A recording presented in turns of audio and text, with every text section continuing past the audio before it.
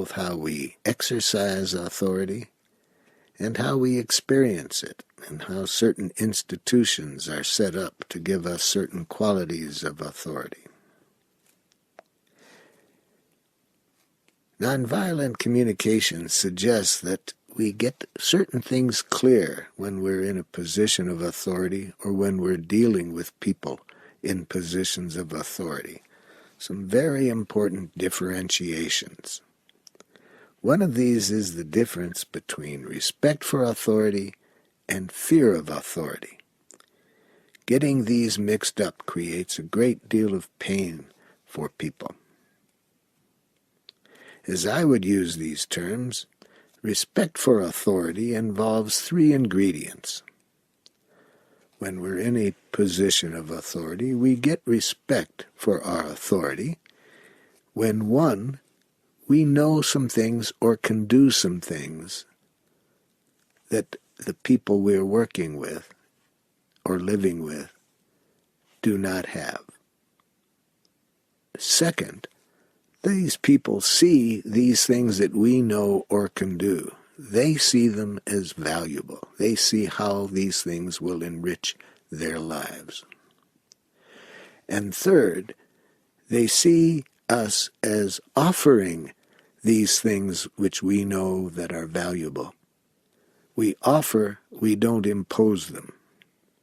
So respect for authority, as I use the term, is manifest when we know things that people don't know or can do things that they don't know how to do. And they see that these things are very valuable, and they see that these things are being offered to them and not imposed upon them. Then they would have what I call respect for our authority. Now, fear of authority is quite a different thing. That is usually built into the structure of either the family, the school, the business, the government. This structure gives us the right to impose things on people that we can reward or punish to get people to do what we want. So respect for our authority needs to be earned. We need to clearly communicate with people so they can see the value of what we're offering.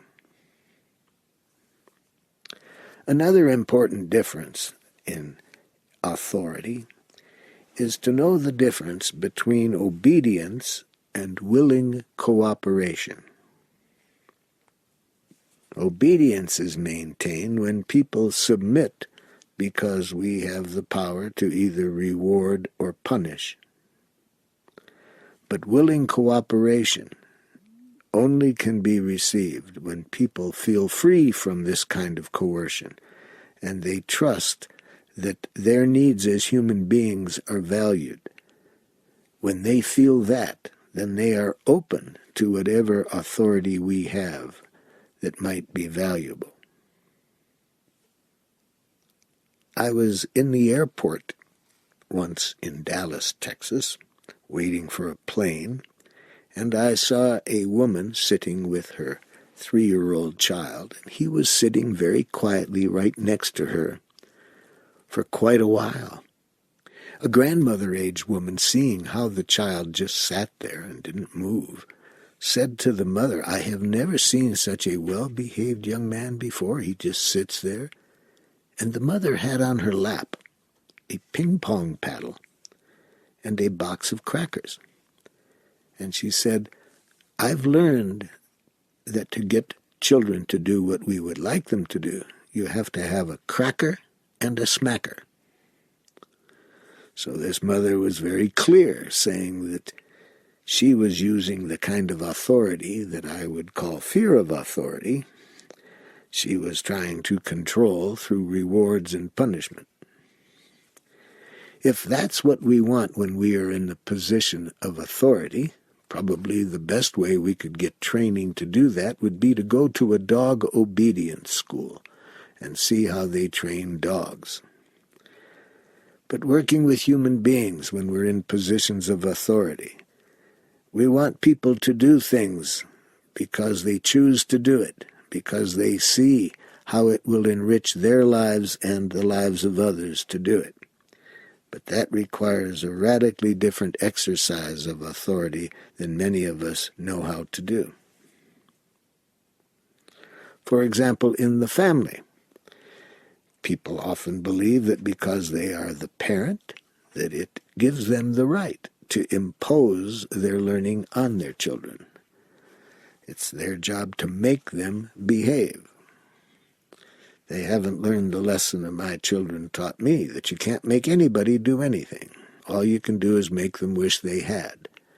And whenever we do that, they'll make us wish we hadn't made them wish they had. To use punishment and reward to get people to do things is very costly for the organization and for the relationships of people within the organization.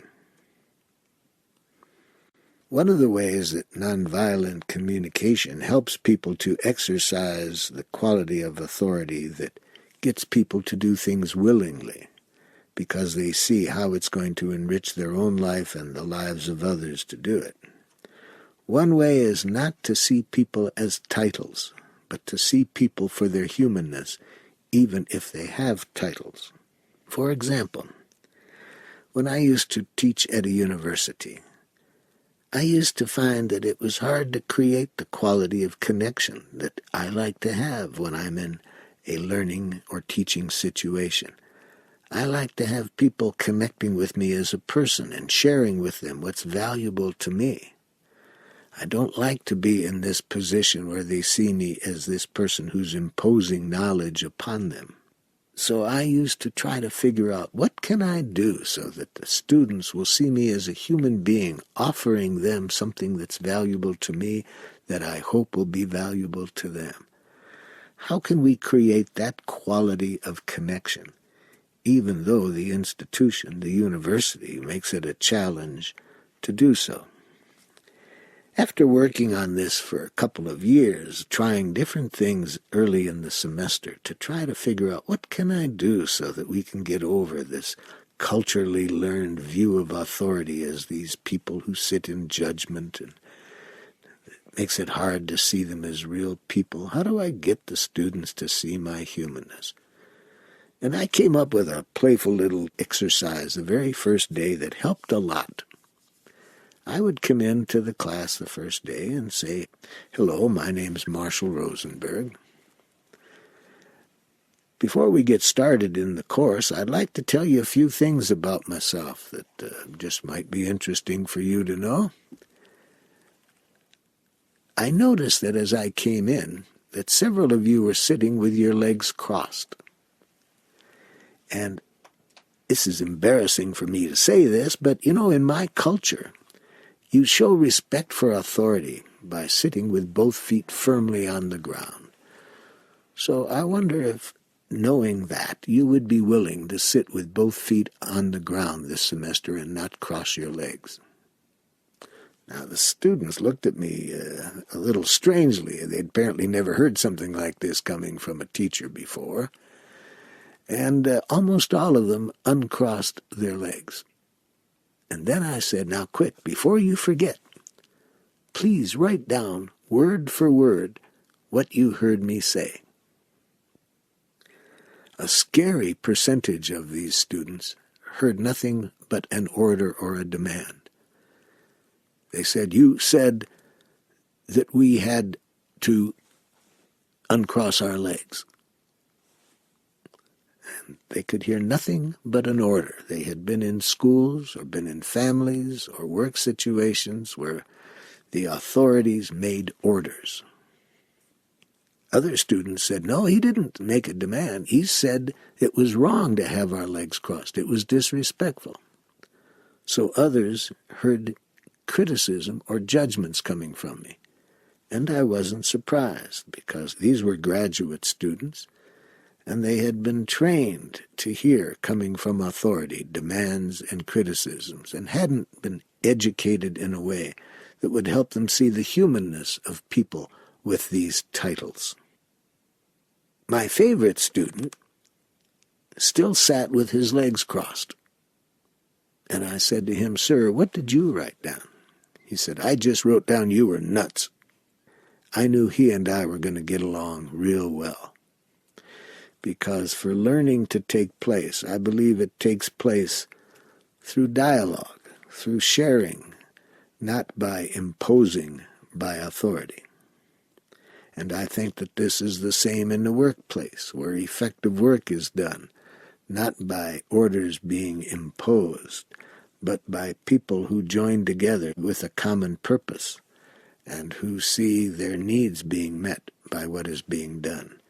And when they hear coming from authority requests, they see how it's in everybody's advantage to do this.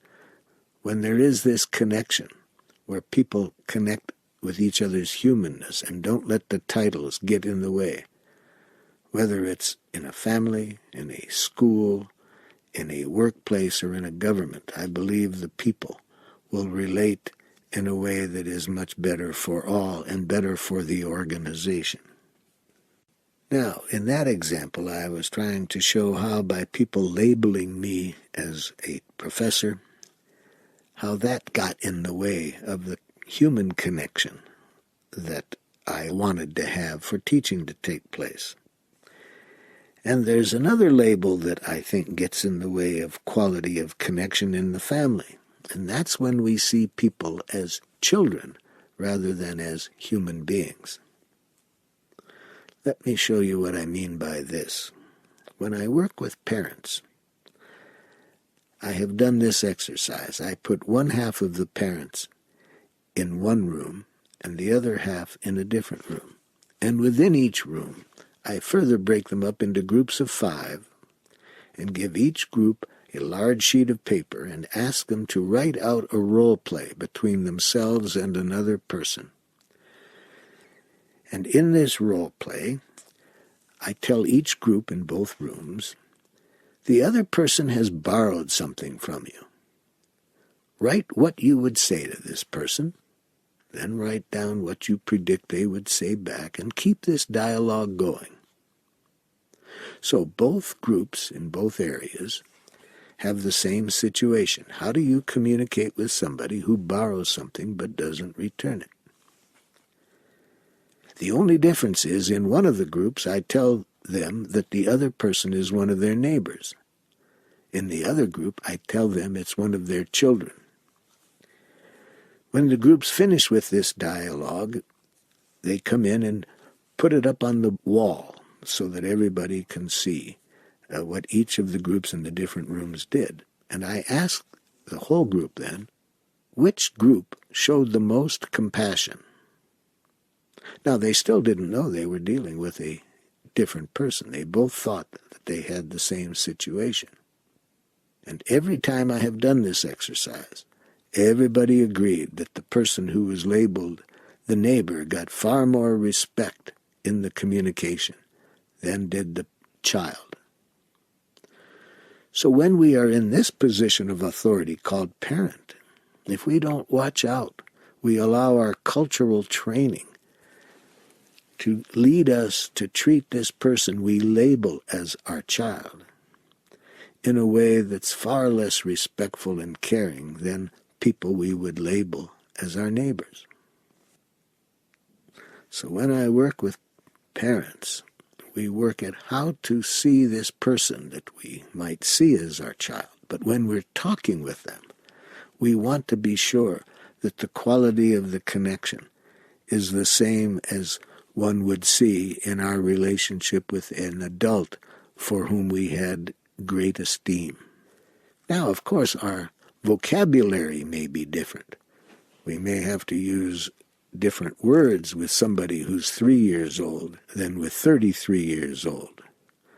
But I would hope that we would see the same empathy for this person as we would for an older person.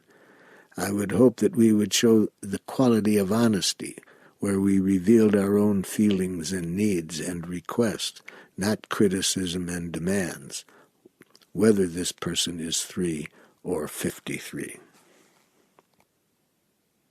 An experience I had with my children that relates to this occurred once when I was doing a mediation between a street gang, and a police department. In this conflict, 3 people had been killed, 2 gang members and 1 member of the police department.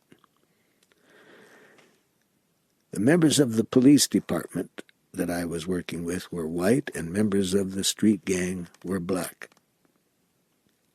It was a very tense encounter. There was great stereotypes in the group that made it hard for them to relate as human beings. Instead of being able to see each other as humans, they saw each other by their labels, gang members or police. It was hard to get them to see each other's humanness. I went home from this work, kind of exhausted, and when I got in my back door, my 3 children were fighting. And I said, "Hey, I'm really in a tense mood right now. I really have a need for some relaxation. Could you postpone this war for about another hour?" And my oldest son looked at me and said, "Do you want to talk about it?" I was very touched by his offering this, and what went on in my head is, how cute. But I didn't take his offer seriously because I had him labeled as a child, my child.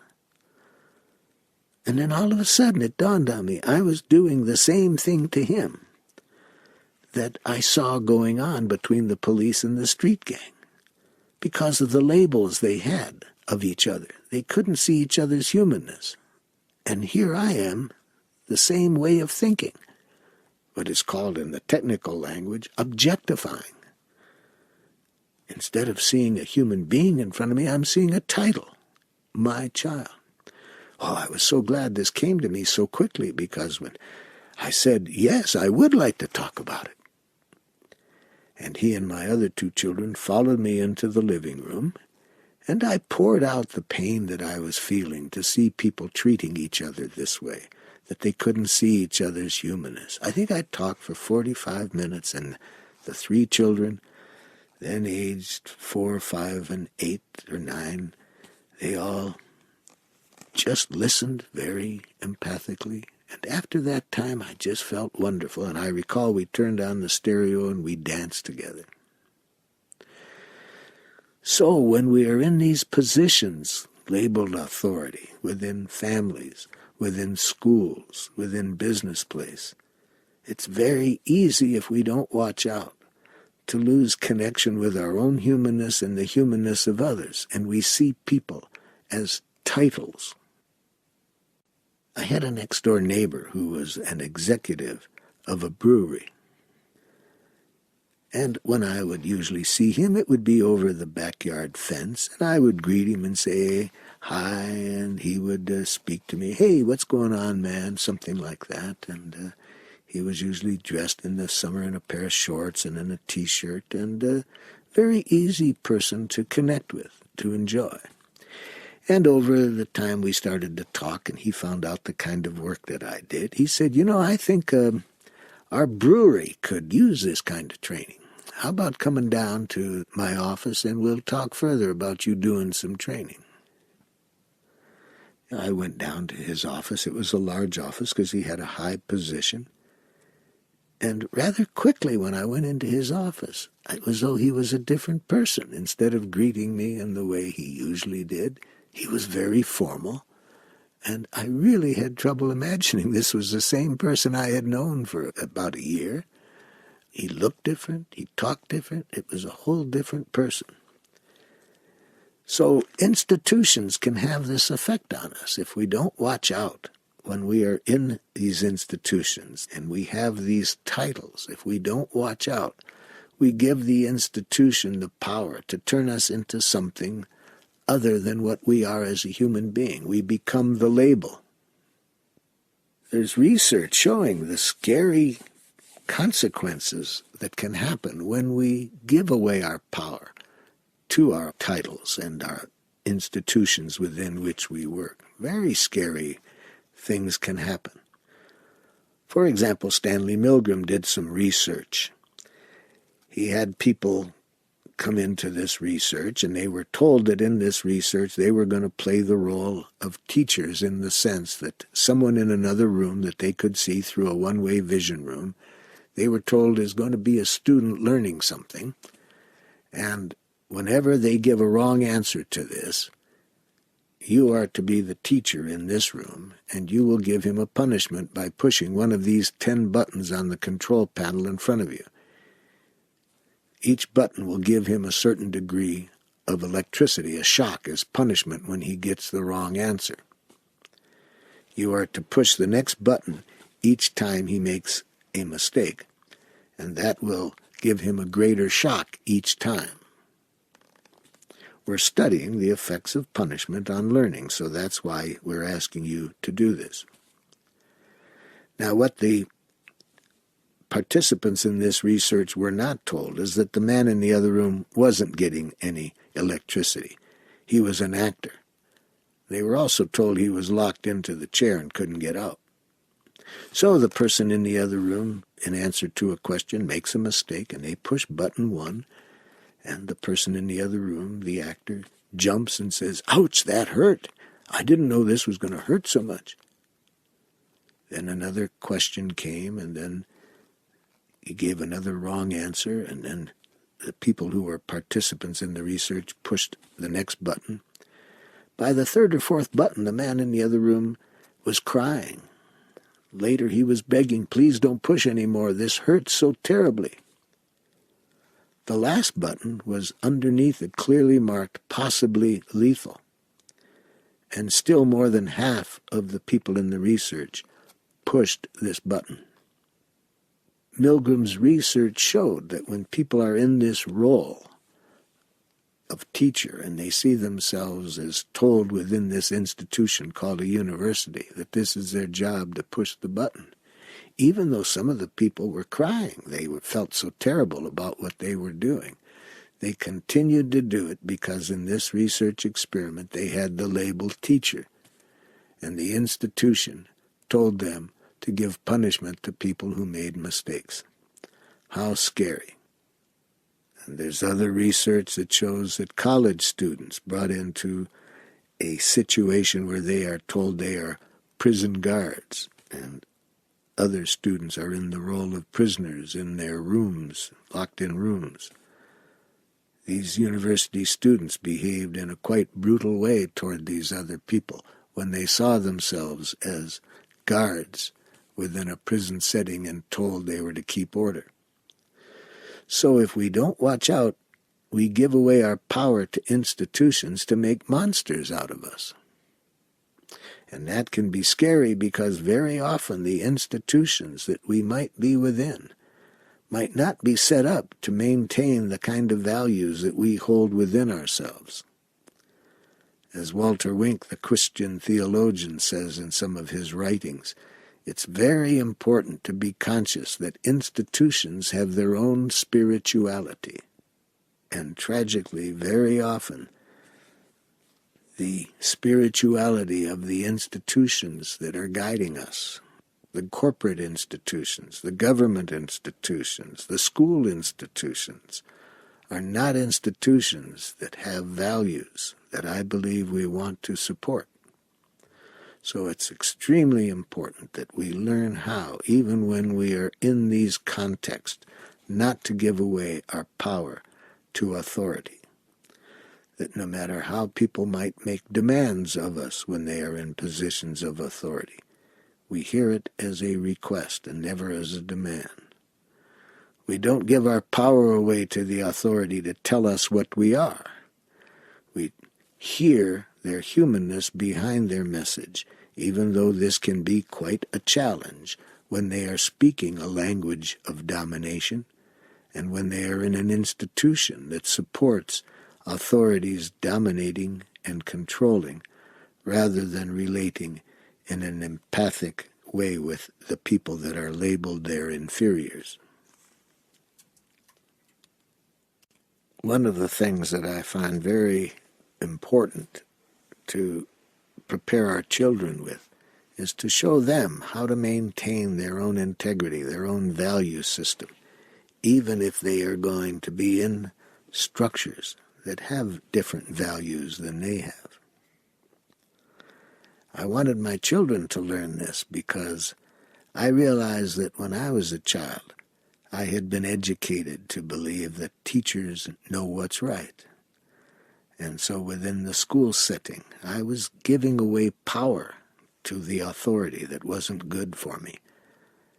For example, I could give many, but one of the ones that stayed with me over the years, when I was in the 3rd grade, I was taking a music class, and the music teacher told me and 2 other boys, in a tone of voice that I took as that I had a terrible voice, she said, "You 3 can bring comic books, but don't sing." And I gave away my power to this teacher. I read into the tone of her voice and her telling us that we could bring comic books but don't sing, that I had a terrible voice and that I shouldn't sing. And for over 20 years following that point, I didn't sing. Even when I would be in a group situation where they would be singing together, I would never sing. I took her message as a judgment that I had a terrible voice and that I had no right to sing. Years later, a woman wrote some songs being stimulated by our workshop, and when she played them for me, I saw how much music added to the work, and I invited her in to sing the songs in some of my workshops, and it added a lot. And after a while, we were sitting in my office one day, and I said to her, "You know, that music you bring to our workshops periodically, it really adds a lot. I really miss it when you're not there." And she said, "Well, why don't you get a guitar and learn how to sing?" And I said, "Oh, I can't." Now, even though I teach people, the danger of this word "can't" is that it denies choice. I used it, and she looked at me and said, "I thought you said that the word can't limits us as human beings." And I said, well, but I'm not a musician. And she says, "Now you're telling me what you think you are. You tell people in your workshops how dangerous it is to label yourself." And then I laughed and said, "Okay, I see what's going on. I'm still giving away power to that teacher of about 30 years ago. I'm still giving her power to define what I can do." So that afternoon, I bought a guitar and started to use music in my work. But before I could do so, I had to give myself permission to sing. And so I wrote this song called "The Crow with a Crippled Wing."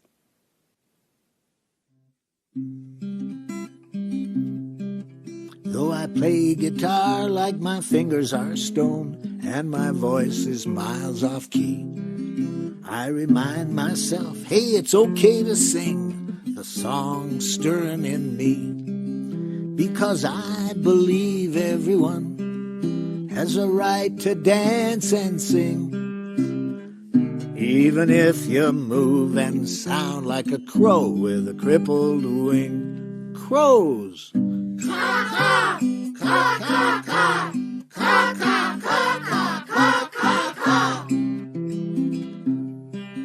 Though an ox may not move like Fred Astaire when it starts doing its dance, as far as I'm concerned, if an ox wants to boogie, I'd like to see it get the chance.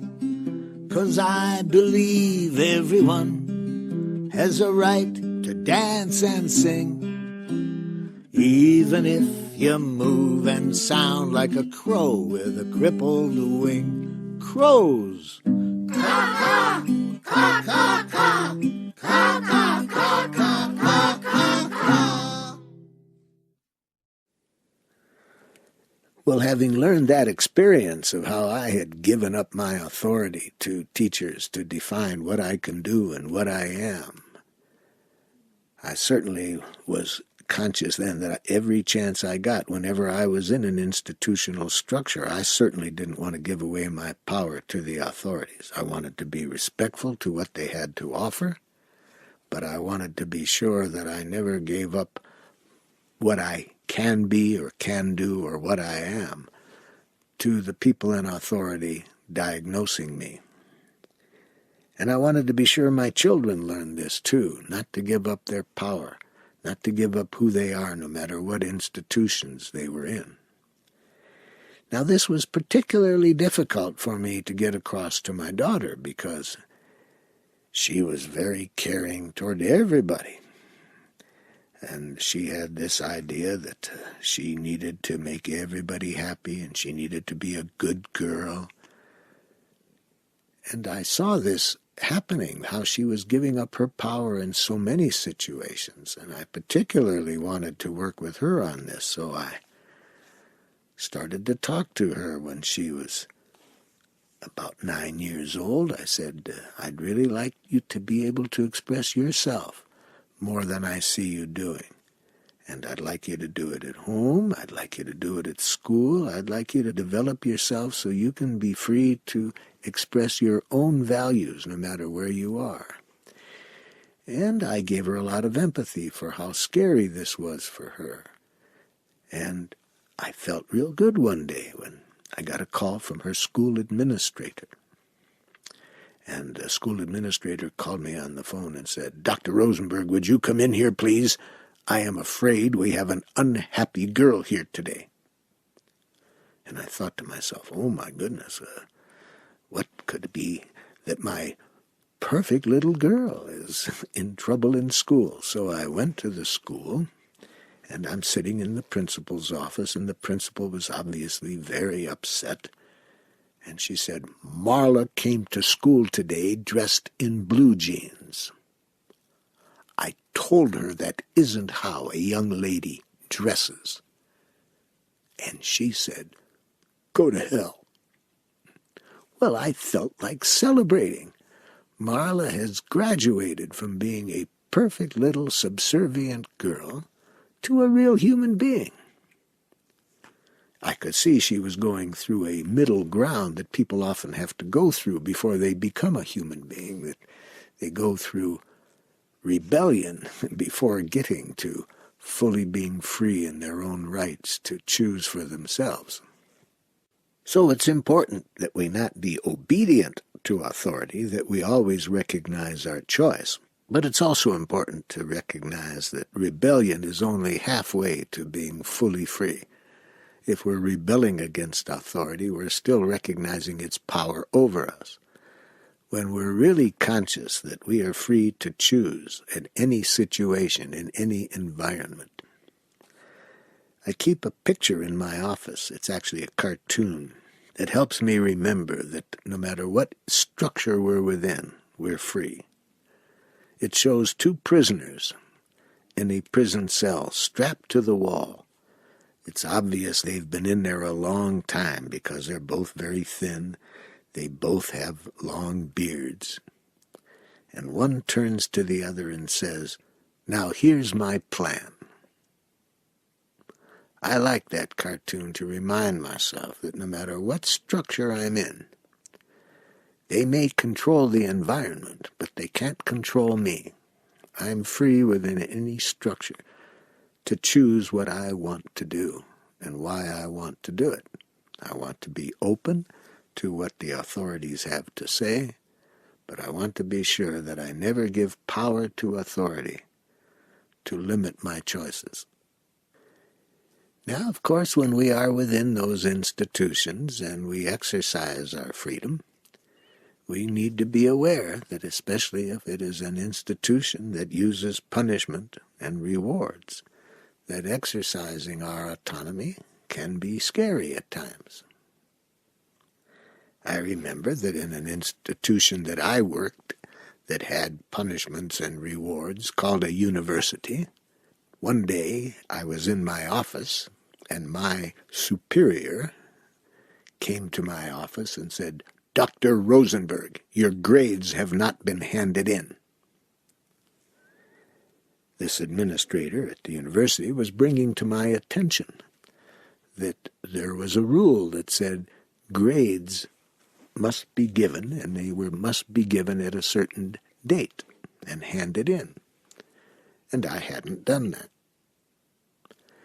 And so when he said, your grades haven't been handed in, I thought I'd bring a little light to it. And I said, you're very perceptive.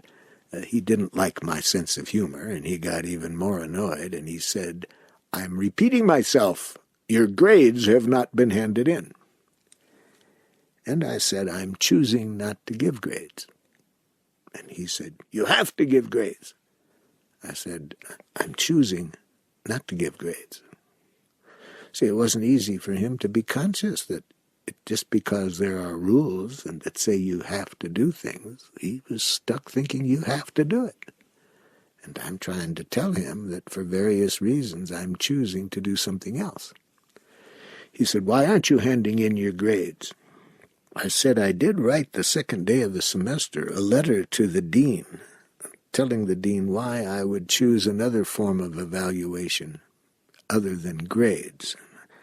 In that letter that I sent to him, I told him that I've noticed from past research here at the college that minority students get 80% of failing grades. They're 50% of the population. I would not want to participate in any evaluation system that discriminates on the basis of race, culture, level of income of parents. So that's one of the reasons. Another reason is I'm aware of research that shows that grades contain almost no reliability about what this person really knows. Two students can get the same grade from two different teachers in the same subject. You don't know that those students have learned the same thing or can do the same things.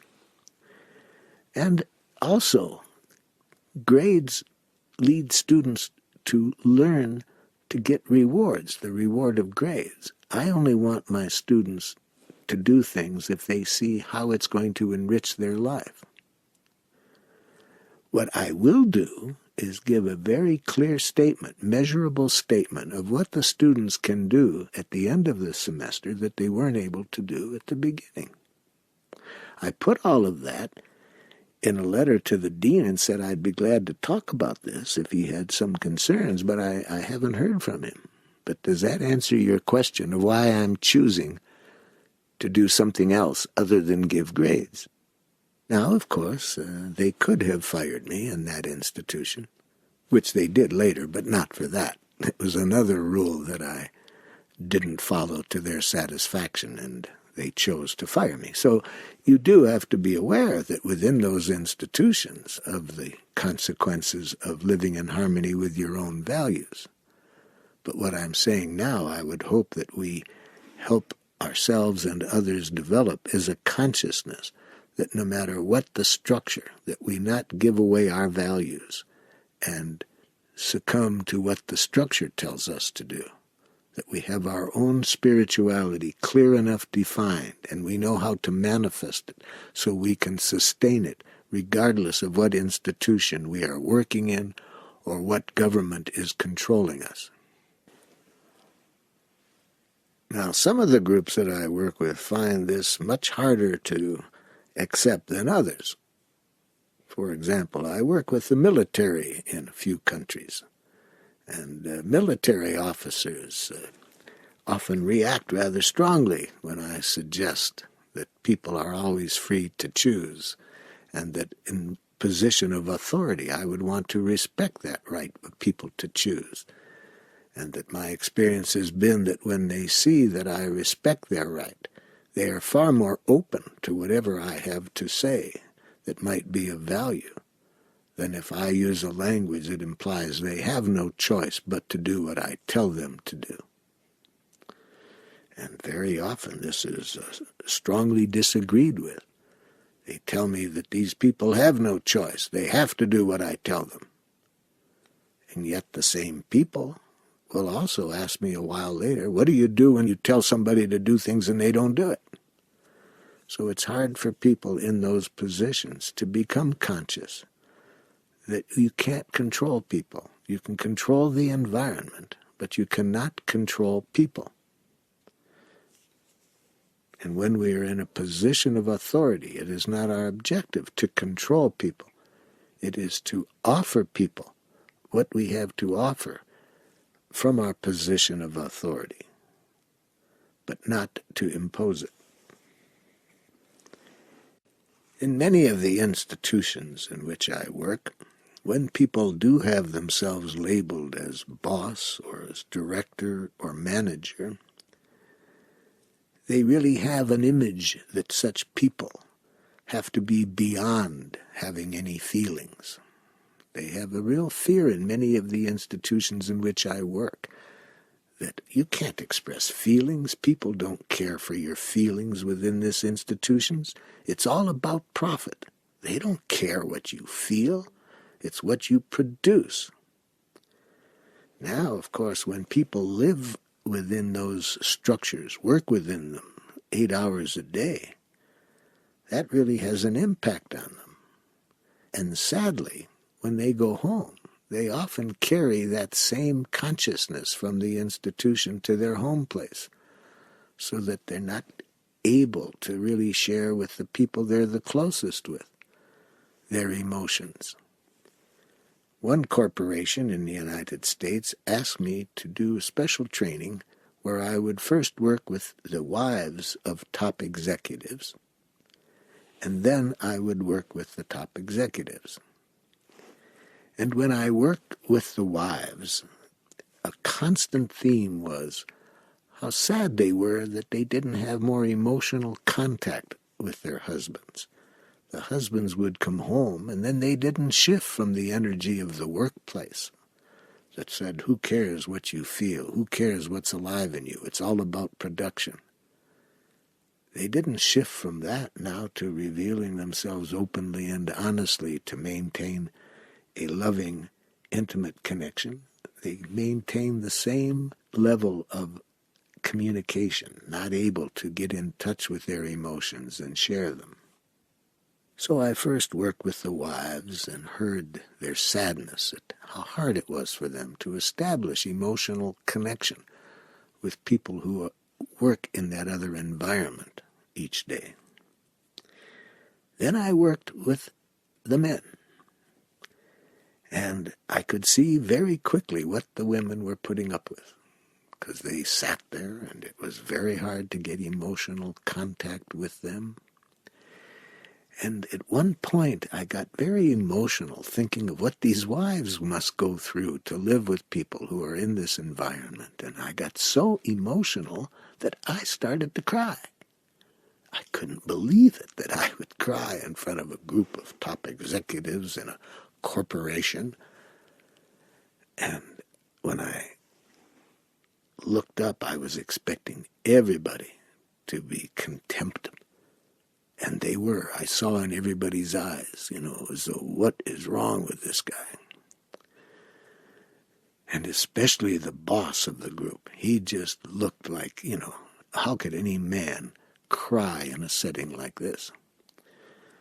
So I was glad that I had my nonviolent communication skills, because from the look on all of their faces, if I hadn't tried to empathize with what was going on in them, I could have easily taken it that I'm not a real human male, that I'm disgusting. So it wasn't easy, but I got up my courage and I tried to check out what was going on in them. And I said to the boss, you look disgusted. Are you feeling that way? And would you like someone working with your group here today to be better in control of his emotions? And I was shocked by his response.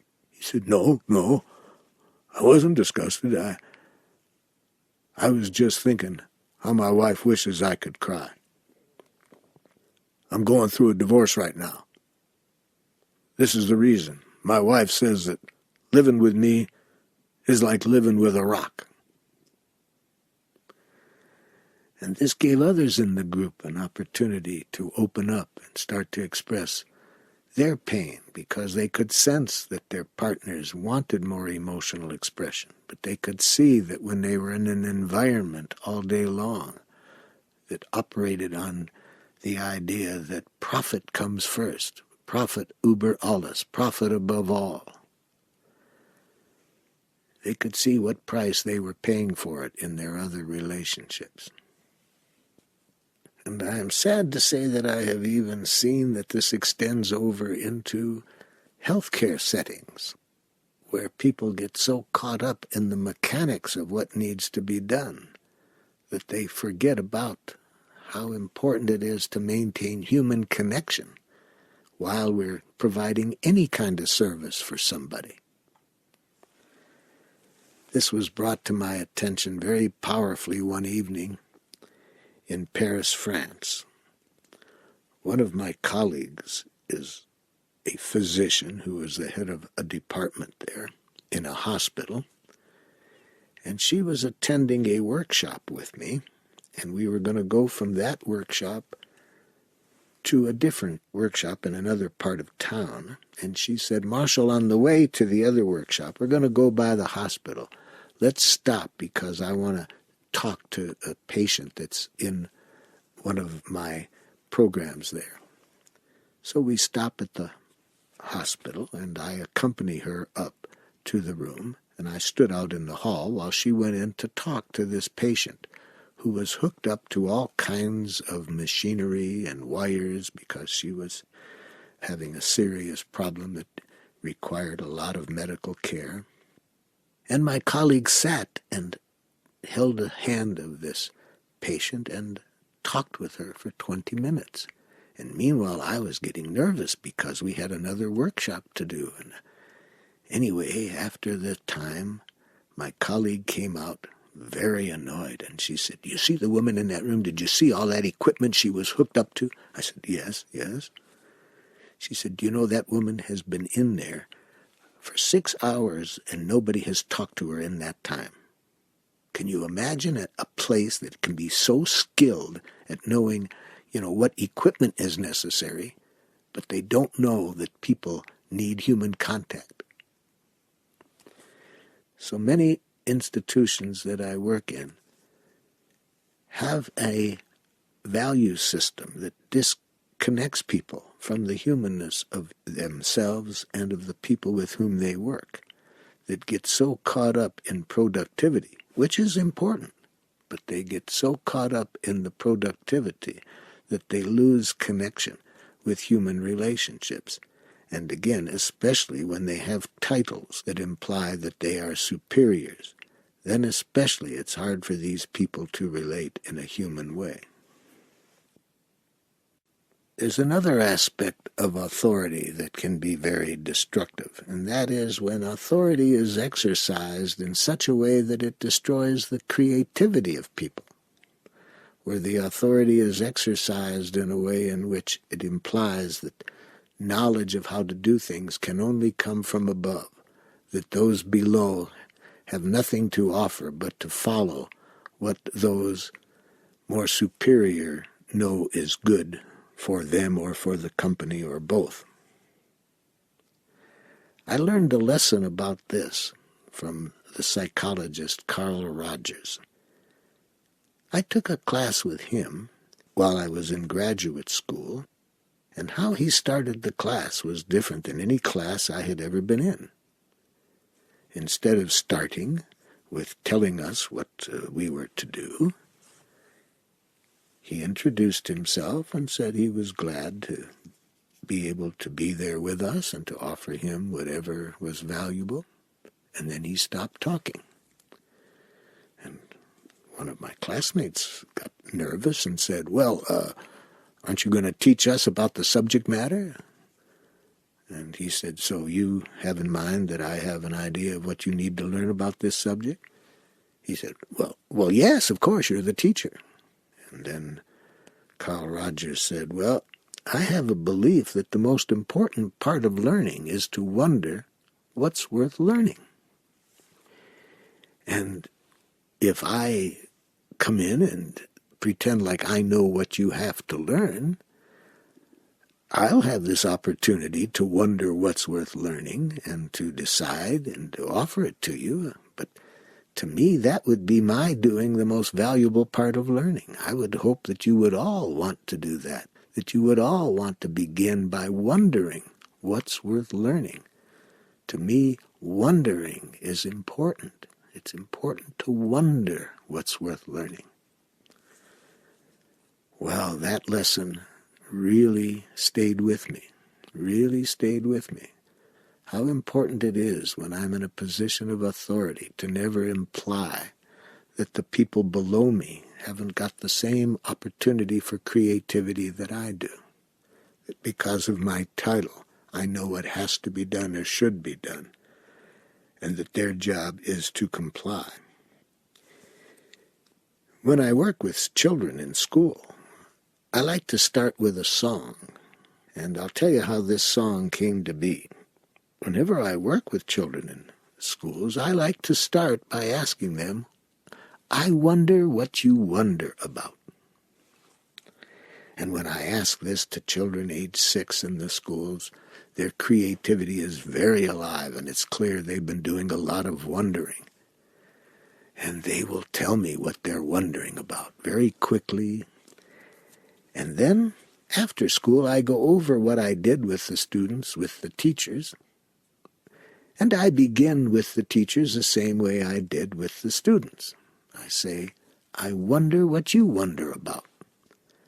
But what a different reaction I get from the teachers than from the students. Instead of the immediate expression of the creativity that was going on in them that I got with the students, with the teachers I get silence. And then I say, I wonder what happens to us between the time when we're 6 years old and now. You saw how the students reacted today when I asked them what they wonder about. I wonder what happens to us. Then typically one of the teachers might say, I was afraid what I was wondering about might sound stupid. Another might say, I was afraid what I was wondering about was abnormal. And I said, so that's what happens to us. We work and get educated in institutions where our capacity to wonder, to be creative, is dulled because the institution is structured in such a way that the authority knows what's right, what we have to do, and our creativity and wondering gets lost. One day when I asked this of 6-year-olds, I was accompanied by a woman who writes music, and she used to love to go with me to schools when I would ask children this question of what do you wonder about? And she kept a little book which she wrote it all down because she decided she'd like to write a song one day about what these children answered when I asked them, what do you wonder about? So this one day she was with me, and I said to the students, I wonder what you wonder about. And it was very clear that this one 6-year-old young man had been wondering about something for quite some time, because he immediately said, I wonder why my puppy won't eat green Jell-O with grapefruit in it. And my friend used that as the stimulus for her to write the song she wanted to write. And she went home and she wrote the following song. And all of the lines in this song came directly from the children, except for about 4 lines, which she added for purposes of rhyme. I wonder.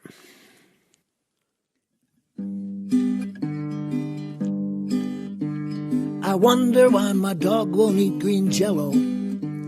I like the wiggly way it melts inside. I wonder when a turtle pulls its head in, is it so dark it's scared to be inside? I wonder if a rock likes being hard. I wonder if the sky likes being blue. I wonder if butterflies like butter. I wonder if you like being you. I wonder why I don't feel myself stretching when people say I'm growing every day. I wonder why I always have to listen to more words than I ever get to say. I wonder if the grass cries when it's cut. I wonder if the rain hurts when it falls. I wonder if the earth gets dizzy turning. I wonder if little worms feel small. I wonder why I see so many people do things they don't really want to do. Wonder if the music goes away somewhere after I sing my song to you. I wonder if it feels sad to be old. I wonder if the moon likes company. I wonder why it's fun to feel a little scared. I wonder if you wonder like me. So I would like us all to do some wondering, and on the basis of this wondering, to take actions that free us from authority and institutions that function in ways that are not conducive to our living the lives we choose to live. I'd like us to wonder whether we have fully developed our ability to stay human, even when we are in institutions that make it a challenge to stay human. I'd like us to wonder whether we have learned to express our humanity, even when we are labeled in a way as superior or inferior. And I hope that we are wondering whether we have fully developed our ability to see the humanness of people in positions of authority who aren't able to stay connected to their humanness and who speak a language of domination and who use punitive tactics. I'd like us to wonder whether we have fully developed our ability to see that person's humanness and that we can communicate with them in which we can show them other ways of getting all needs met beside the ways that we have been trained to use power within domination systems. So I'd like us all to learn how to use power with people, not power over people.